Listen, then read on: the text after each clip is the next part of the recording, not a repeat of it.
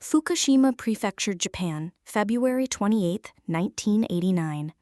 In the remote mountain village of Toro, elementary school teacher Yumi Tanaka returned to her dorm room after a long day of classes. As usual, she went into her private bathroom, a luxury in a rural area at the time, and checked the toilet before sitting down. But this time, she froze. Beneath the water, something unusual was visible. She rubbed her eyes, thinking she was half dreaming, until she realized it was a leather shoe, and attached to it was a man's leg. Within hours, police would make one of the most bizarre discoveries in Japan's criminal history: a dead man wedged inside the septic tank beneath Yumi's toilet. The body was identified as 26-year-old Naoyuki Sugano, a well-liked and respected young man in the village. He worked as a supervisor at the Fukushima power plant, stood about 1.7 meters tall, and was known for his kindness and leadership as the head of the village youth association. According to his family, Naoyuki had been missing for several days. He was last seen on February 24, telling his father he would be out for a bit before leaving home. His car was later found parked at an agricultural facility's lot, the keys still in the ignition, suggesting he had only intended to be gone briefly. When recovered from the septic tank, Naoyuki's body was curled in a crouched position, knees bent tightly, shirt removed but neatly folded and held against his chest. The septic tank's connecting pipe was only 36 centimeters in diameter, narrower than the average adult male shoulder width in Japan at the time. Despite this, police initially concluded that Naoyuki had crawled in himself, attempting to spy on Yumi from below. Naoyuki Sugano grew up in a tight-knit rural community where everyone knew one another. As head of the village youth association, he often organized local festivals and sports events, earning respect from both elders and peers. Those close to him described him as dependable and level-headed, with no history of reckless behavior or criminal activity. Yumi Tanaka, though much younger, was regarded as a dedicated and polite teacher. Her life in the small teacher's dormitory was quiet and routine. The dorm septic system was old-fashioned, a design common in rural Japan at the time, which meant anything beneath the toilet was directly connected to the outdoor waste outlet. This design would later become central to the mystery of how Naoyuki's body ended up there.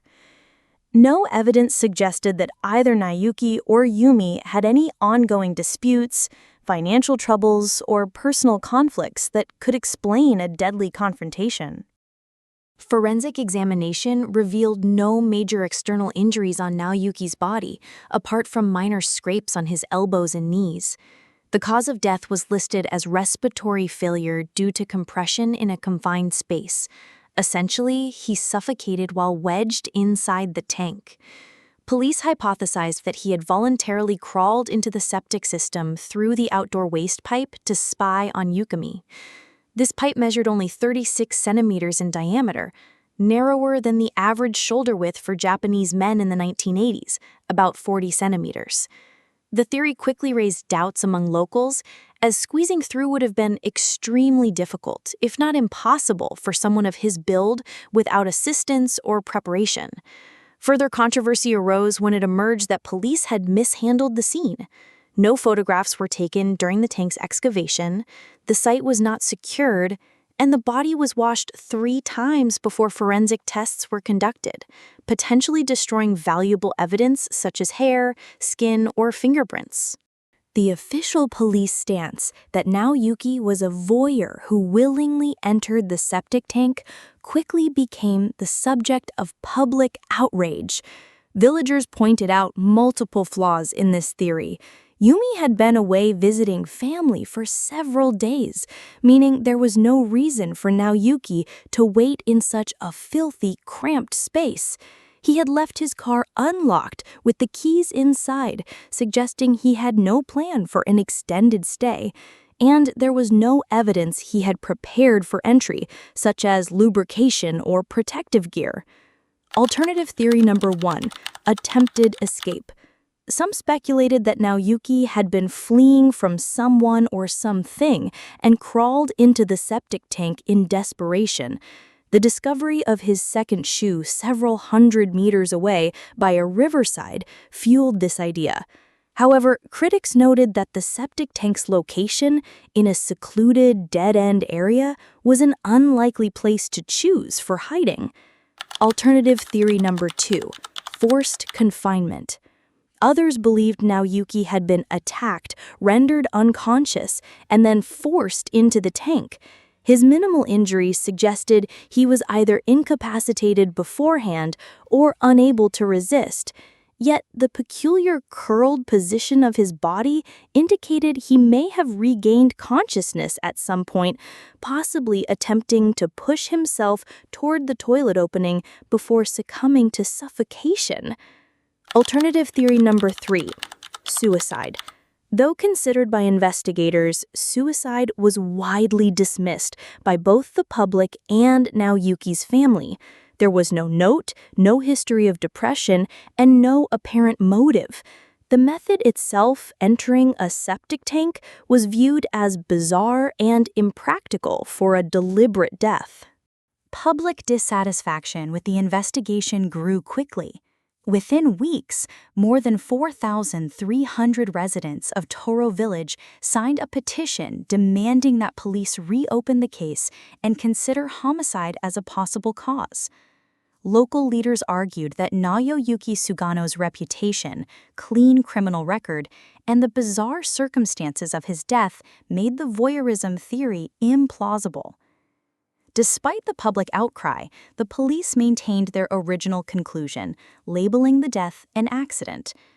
By the early 1990s, the case was effectively closed, with no further forensic analysis or suspect interviews conducted. This left many unanswered questions. How could a healthy young man willingly enter a septic pipe barely wide enough for his shoulders? Why was his second shoe found far from the scene? And why was the body washed before tests could be completed? Over the years, the case faded from national headlines but remained an open wound for the community. In 1996, Japanese director Watanabe Nobuhiko released the film Berry Zogan, inspired by the incident, portraying a character based on Naoyuki as a victim of foul play. This reignited debate, but without new evidence, official records remained unchanged. As of today, more than 3 decades later, the death of Naoyuki Sugano is still unsolved, quietly lingering as one of rural Japan's most unsettling mysteries. The story of Naoyuki Sugano is more than just an unsolved death.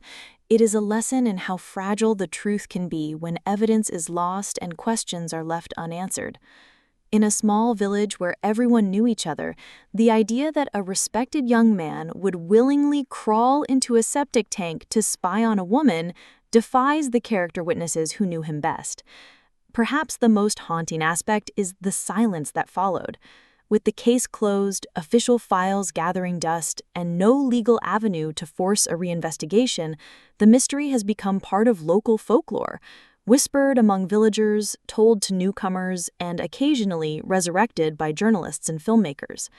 Standing by the now renovated teachers' dormitory, there is little sign of what happened that winter day in 1989. But for those who remember, the questions still hang in the air. Was Naoyuki a victim of a tragic accident or of something far more sinister? And if it was the latter, how many people still walk free, knowing the truth? What do you think? Could Naoyuki have entered that narrow pipe willingly? Does the discovery of his missing shoe far from the scene suggest he was fleeing from someone? If this was a crime, who might have had both the motive and opportunity? And the biggest question of all, will the truth about what happened beneath that toilet ever come to light?